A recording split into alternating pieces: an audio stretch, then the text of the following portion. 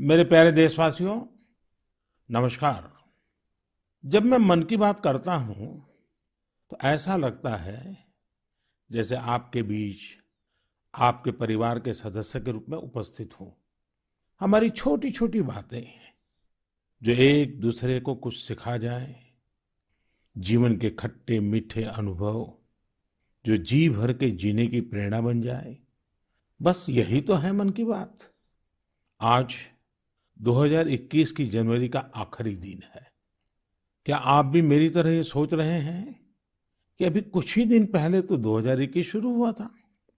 लगता ही नहीं कि जनवरी का पूरा महीना बीत गया है। समय की गति इसी को तो कहते हैं।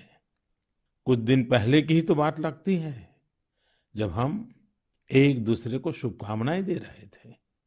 फिर हमने लोहड़ी मनाई, मकर संक्रांति मनाई, पोंगल, बिहू मनाया। देश के अलग अलग हिस्सों में त्योहारों की धूम रही।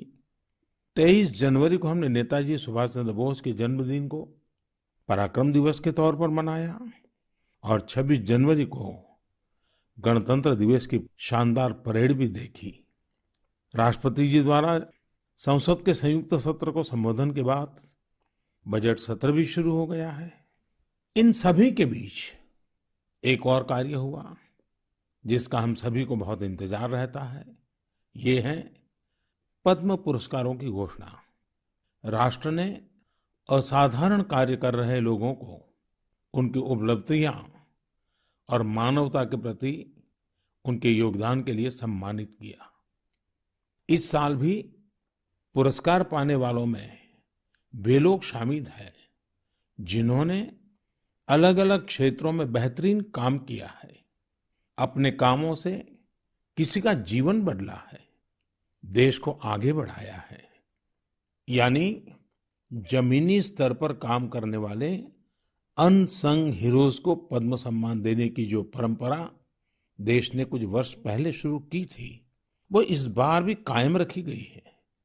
मेरा आप सभी से आग्रह है कि इन लोगों के बारे में, उनके योगदान के बारे में जरूर जानें। परिवार में उनके बारे में चर्चा करें। देखिएगा सबको इससे कितनी प्रेरणा मिलती है। इस महीने क्रिकेट पिच से भी बहुत अच्छी खबर मिली। हमारी क्रिकेट टीम ने शुरुआती दिक्कतों के बाद शानदार वापसी करते हुए ऑस्ट्रेलिया में सीरीज जीती। हमारे खिलाड़ियों का हार्डवर्क और टीम वर्क प्रेरित करने वाला है। इन सब के बीच दिल्ली में 26 जनवरी को तिरंगा का अपमान देख देश बहुत दुखी भी हुआ। हमें आने वाले समय को नई आशा और नवीनता से भरना है। हमने पिछले साल असाधारण संयम और साहस का परिचय दिया। इस साल भी हमें कड़ी मेहनत करके अपने संकल्पों को सिद्ध करना है।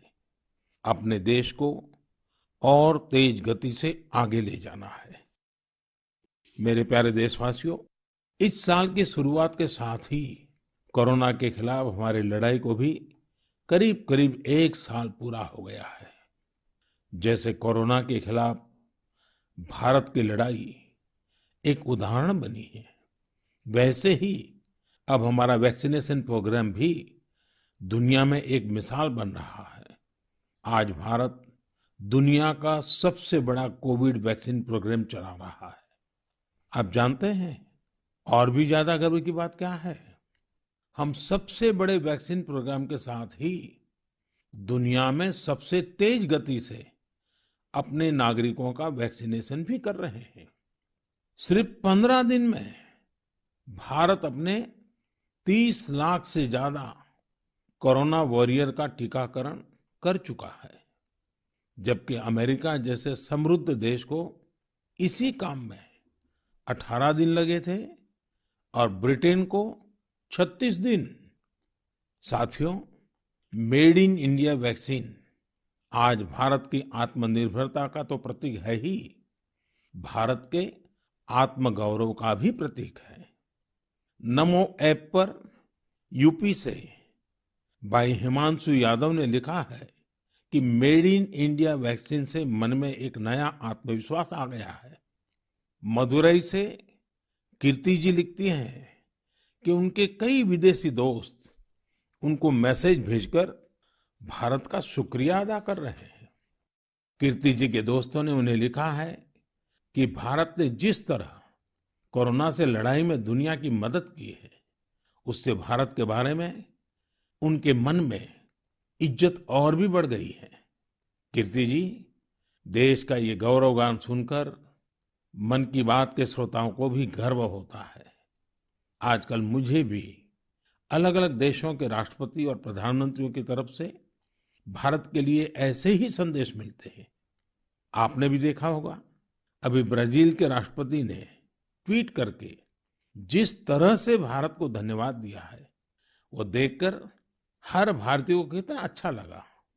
हजारों किलोमीटर दूर दुनिया के दूर सुदूर कोने के निवासियों को रामायण के उस प्रसंग की इतनी गहरी जानकारी है, उनके मन पर गहरा प्रभाव है। ये हमारी संस्कृति की विशेषता है। साथियों, इस वैक्सीनेशन कार्यक्रम में आपने एक और बात पर अवश्य ध्यान दिया होगा।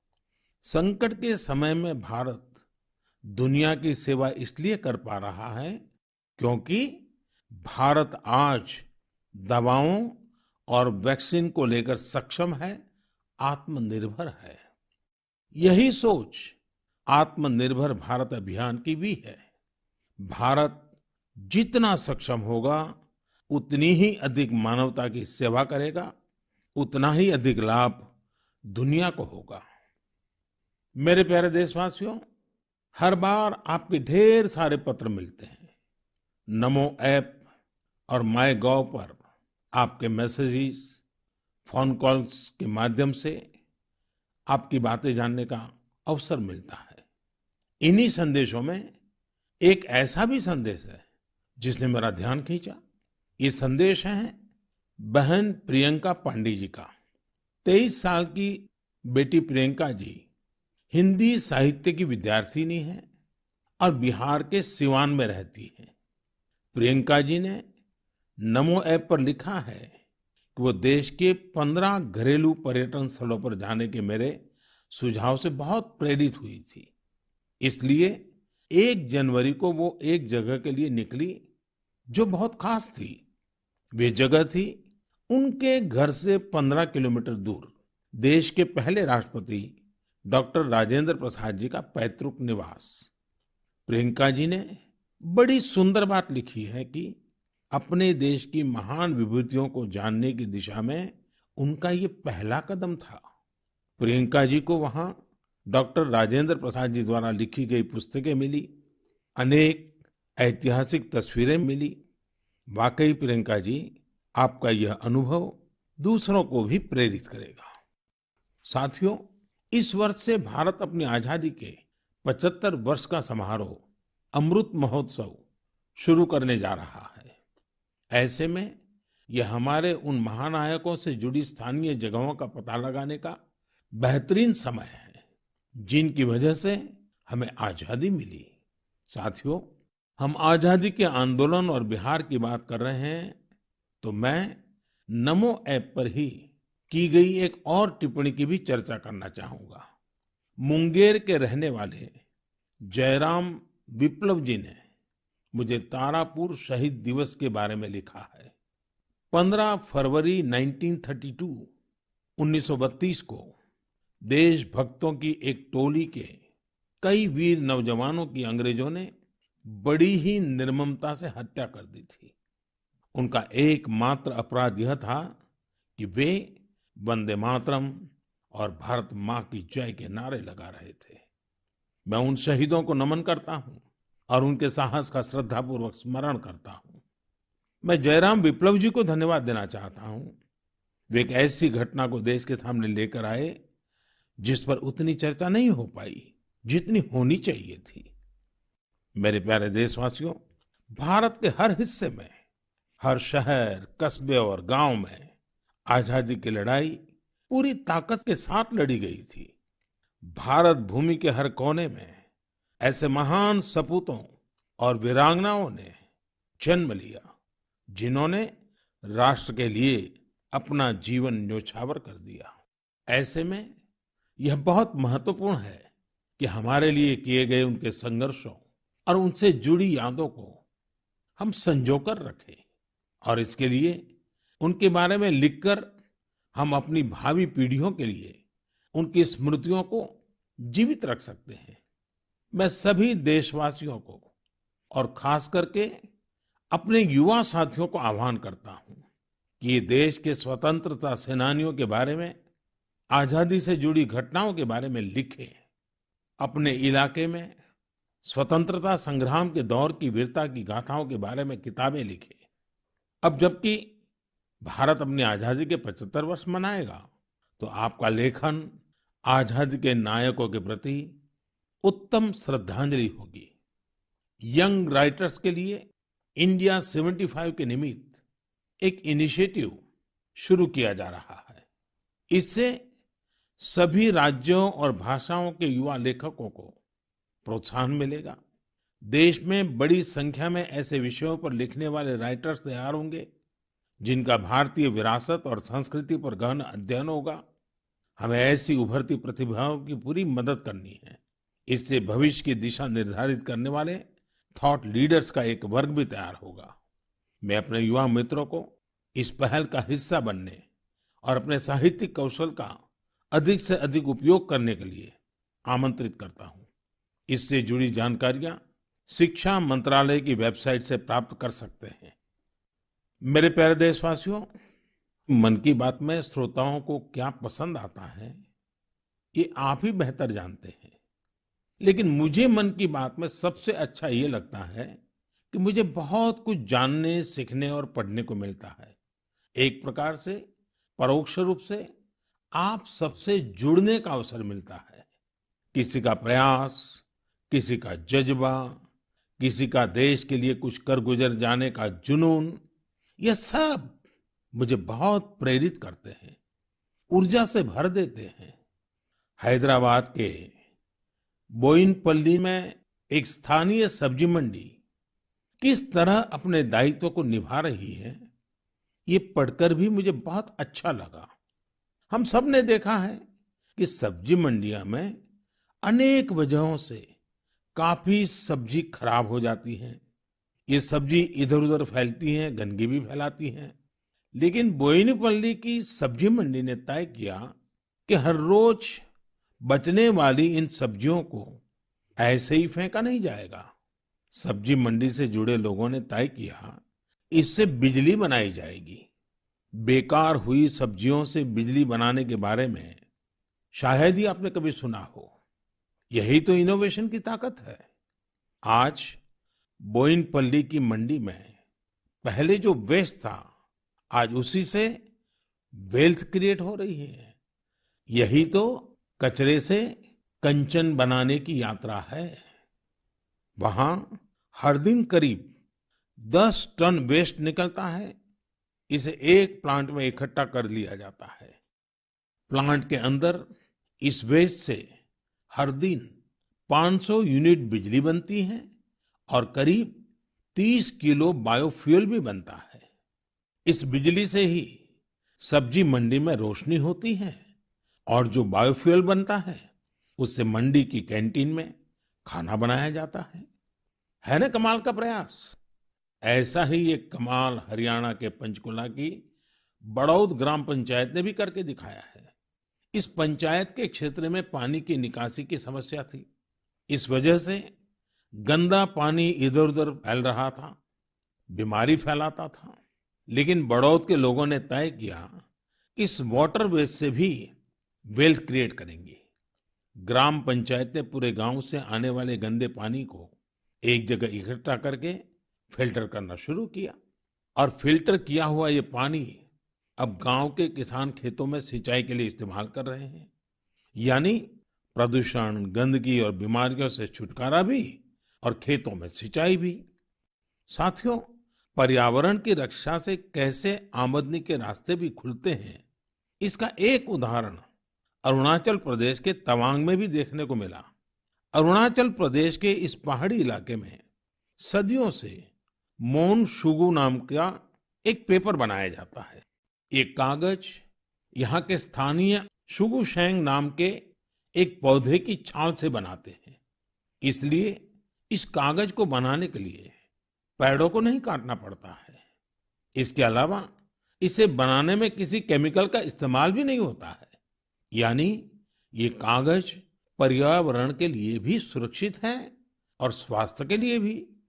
एक वो भी समय था जब इस कागज का निर्यात होता था, लेकिन जब आधुनिक तकनीक से बड़ी मात्रा में कागज बनने लगे तो ये स्थानीय कला बंद होने की कगार पर पहुंच गई। अब एक स्थानीय सामाजिक कार्यकर्ता गोम्बू ने इस कला को पुनर्जीवित करने का प्रयास किया है। इससे यहाँ के आदिवासी भाई बहनों को रोजगार भी मिल रहा है।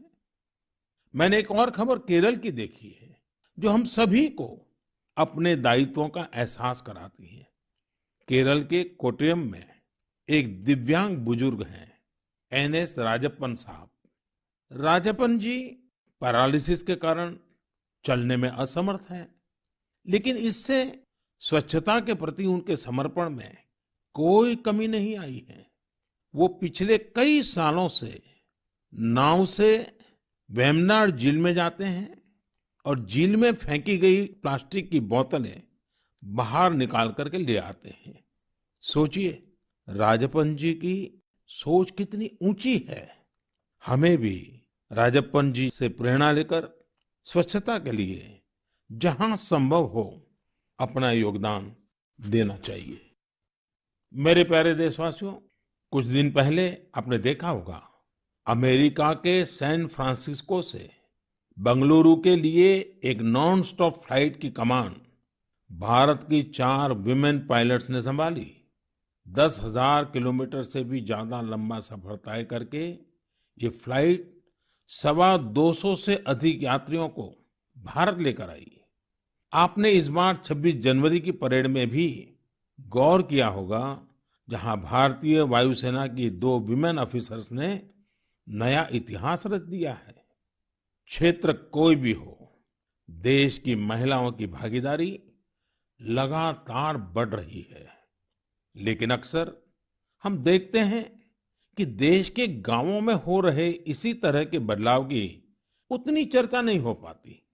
इसलिए जब मैंने एक खबर मध्य प्रदेश के जबलपुर की देखी तो मुझे लगा कि इसका जिक्र तो मुझे मन की बात में जरूर करना चाहिए। ये खबर बहुत प्रेरणा देने वाली है। जबलपुर के चिचगांव में कुछ आदिवासी महिलाएं एक राइस मिल में दिहाड़ी पर काम करती थी। कोरोना वैश्विक महामारी ने जिस तरह दुनिया के हर व्यक्ति को प्रभावित किया, उसी तरह ये महिलाएं भी प्रभावित हुई। उनकी राइस मिल में काम रुक गया। स्वाभाविक है कि इससे आमदनी की भी दिक्कत आने लगी, लेकिन ये निराश नहीं हुई। इन्होंने हार नहीं मानी। इन्होंने तय किया कि ये साथ मिलकर अपनी खुद की राइस मिल शुरू करेगी। जिस मिल में ये काम करती थी, वो अपनी मशीन भी बेचना चाहती थी। इनमें से मीना रहंगडाले जी ने सब महिलाओं को जोड़कर स्वयं सहायता समूह बनाया और सबने अपनी बचाई हुई पूंजी से पैसा जुटाया। जो पैसा कम पड़ा, उसके लिए आजीविका मिशन के तहत बैंक से कर्ज ले लिया। और अब देखिए, इन आदिवासी बहनों ने वही राइस मिल खरीद ली जिसमें वो कभी काम किया करती थी। आज वो अपनी खुद की राइस मिल चला रही हैं। इतने ही दिनों में इस मिल ने करीब 3 लाख रुपए का मुनाफा भी कमा लिया है। इस मुनाफे से मीना जी और उनकी साथी सबसे पहले बैंक का लोन चुकाने और फिर अपने व्यापार को बढ़ाने के लिए तैयारी कर रही हैं। कोरोना ने जो परिस्थितियां बनाई, उससे मुकाबले के लिए देश के कोने-कोने में ऐसे अद्भुत काम हुए हैं। मेरे प्यारे देशवासियों, अगर मैं आपसे बुंदेलखंड के बारे में बात करूं, तो वो कौन सी चीजें हैं जो आपके मन में आएगी? इतिहास में रुचि रखने वाले लोग इस क्षेत्र को झांसी की रानी लक्ष्मीबाई के साथ जोड़ेंगे। वहीं कुछ लोग सुंदर और शांत ओरछा के बारे में सोचेंगे। कुछ लोगों को इस क्षेत्र में पड़ने वाली अत्यधिक गर्मी की भी याद आ जाएगी। लेकिन इन दिनों यहाँ कुछ अलग हो रहा है जो काफी उत्साहवर्धक है और जिसके बारे में हमें जरूर जानना चाहिए। पिछले दिनों झांसी में 1 महीने तक चलने वाला स्ट्रॉबेरी फेस्टिवल शुरू हुआ। हर किसी को आश्चर्य होता है, स्ट्रॉबेरी और बुंदेलखंड, लेकिन यही सच्चाई है। अब बुंदेलखंड में स्ट्रॉबेरी की खेती को लेकर उत्साह बढ़ रहा है और इसमें बहुत बड़ी भूमिका निभाई है झांसी की एक बेटी गुरलीन चावला ने।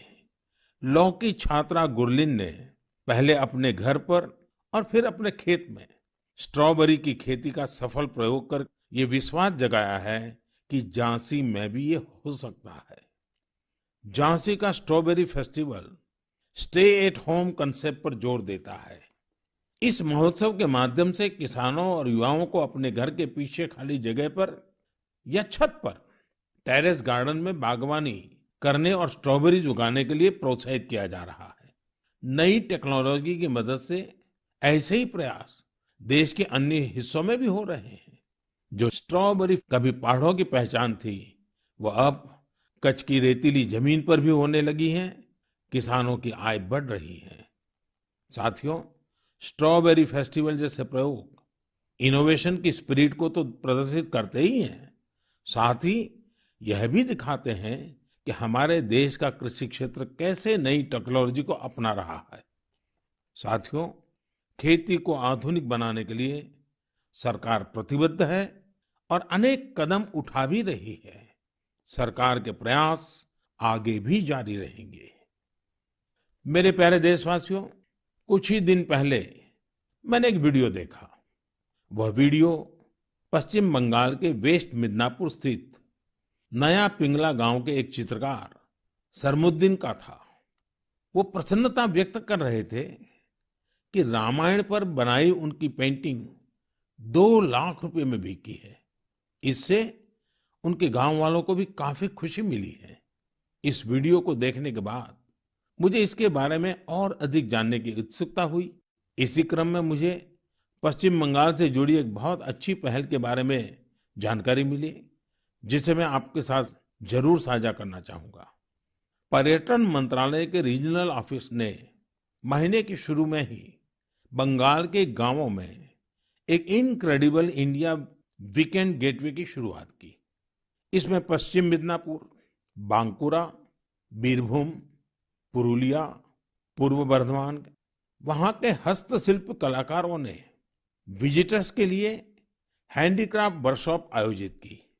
मुझे यह भी बताया गया कि इनक्रेडिबल इंडिया वीकेंड गेटवे के दौरान हैंडीक्राफ्ट्स की जो कुल बिक्री हुई, वो हस्तशिल्पकारों को बेहद प्रोत्साहित करने वाली है। देश भर में लोग भी नए नए तरीकों से हमारी कला को लोकप्रिय बना रहे हैं। ओडिशा के राउरकेला की भाग्यश्री साहू को देख लीजिए।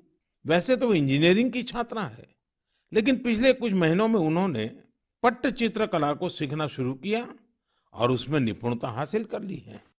लेकिन क्या आप जानते हैं कि उन्होंने पेंट कहाँ किया? सॉफ्ट स्टोन्स पर।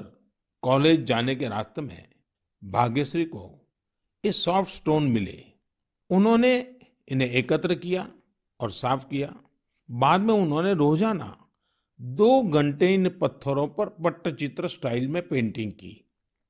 वह इन पत्थरों को पेंट कर उन्हें अपने दोस्तों को गिफ्ट करने लगी। लॉकडाउन के दौरान उन्होंने बोतलों पर भी पेंट करना शुरू कर दिया। अब तो वो इस आर्ट पर वर्कशॉप भी आयोजित करती हैं। कुछ दिन पहले ही सुभाष बाबू की जयंती पर भाग्यश्री ने पत्थर पर ही उन्हें अनोखी श्रद्धांजलि दी। मैं भविष्य के उनके प्रयासों के लिए शुभकामनाएं देता हूं।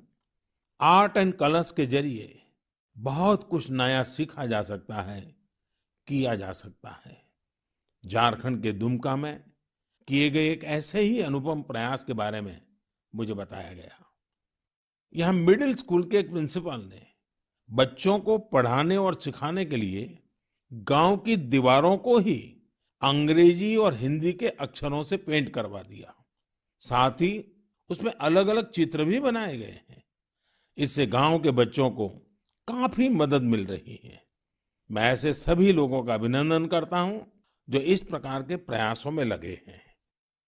मेरे प्यारे देशवासियों, भारत से हजारों किलोमीटर दूर, कई महासागरों, महाद्वीपों के पार एक देश है जिसका नाम है चिले। भारत से चिले पहुंचने में बहुत अधिक समय लगता है, लेकिन भारतीय संस्कृति की खुशबू वहां बहुत समय पहले से ही फैली हुई है। एक और खास बात यह है कि वहां पर योग बहुत अधिक लोकप्रिय है। आपको यह जानकर अच्छा लगेगा कि चिले की राजधानी सैंटियागो में 30 से ज्यादा योग विद्यालय हैं।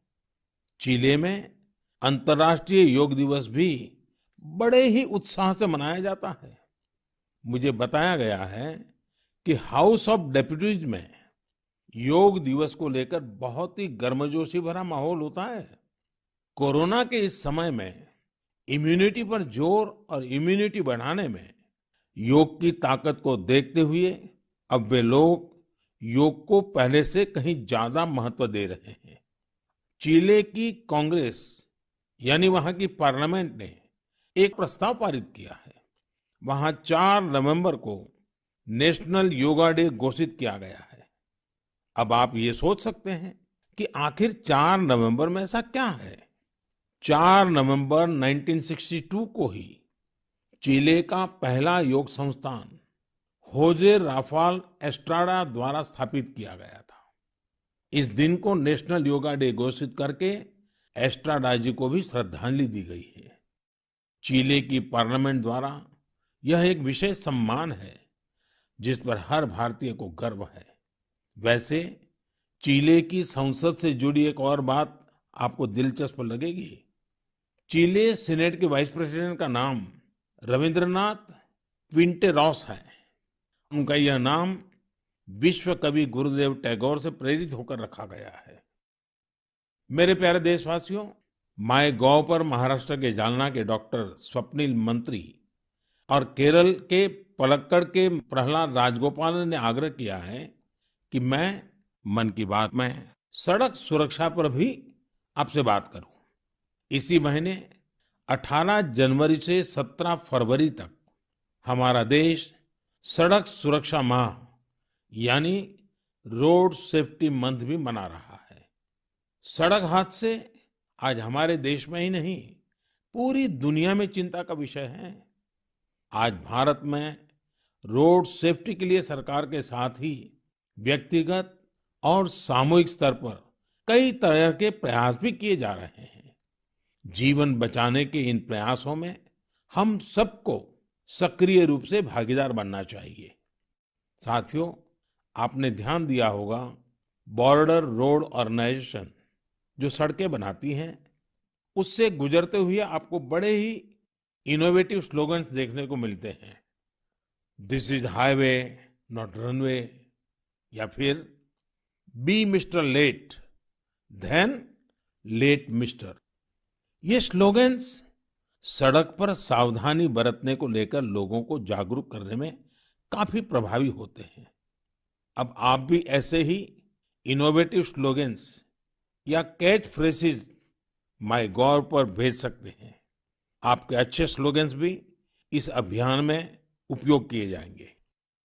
साथियों, रोड सेफ्टी के बारे में बात करते हुए मैं नमो ऐप पर कोलकाता की अपर्णा दास जी की एक पोस्ट की चर्चा करना चाहूंगा। अपर्णा जी ने मुझे फास्टैग प्रोग्राम पर बात करने की सलाह दी है। उनका कहना है कि फास्टैग से यात्रा का अनुभव ही बदल गया है। इससे समय की तो बचत होती ही है, टोल प्लाजा पर रुकने, कैश पेमेंट की चिंता करने जैसी दिक्कतें भी खत्म हो गई हैं। अपर्णा जी की बात सही भी है। पहले हमारे यहाँ टोल प्लाजा पर एक गाड़ी को औसतन 7 से 8 मिनट लग जाते थे, लेकिन फास्टैग आने के बाद ये समय औसतन सिर्फ 1.5-2 मिनट रह गया है। टोल प्लाजा पर वेटिंग टाइम में कमी आने से गाड़ी के ईंधन की बचत भी हो रही है। इससे देशवासियों के करीब 21,000 करोड़ रुपए बचने का अनुमान है। यानी पैसे की भी बचत और समय की भी बचत। मेरा आप सभी से आग्रह है कि सभी दिशा निर्देशों का पालन करते हुए अपना भी ध्यान रखें और दूसरों का जीवन भी बचाएं। मेरे प्यारे देशवासियों, हमारे यहाँ कहा जाता है, जल बिंदु निपातेन क्रमशः पूर्यते घटः। अर्थात एक एक बूंद से ही घड़ा भरता है। हमारे एक एक प्रयास से ही हमारे संकल्प सिद्ध होते हैं।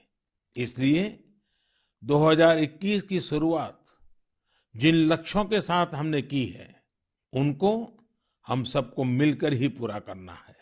तो आइए हम सब मिलकर इस साल को सार्थक करने के लिए अपने अपने कदम बढ़ाएं। आप अपना संदेश, अपने आइडियाज जरूर भेजते रहिएगा। अगले महीने हम फिर मिलेंगे। इति विदा, पुनर्मिलनाय।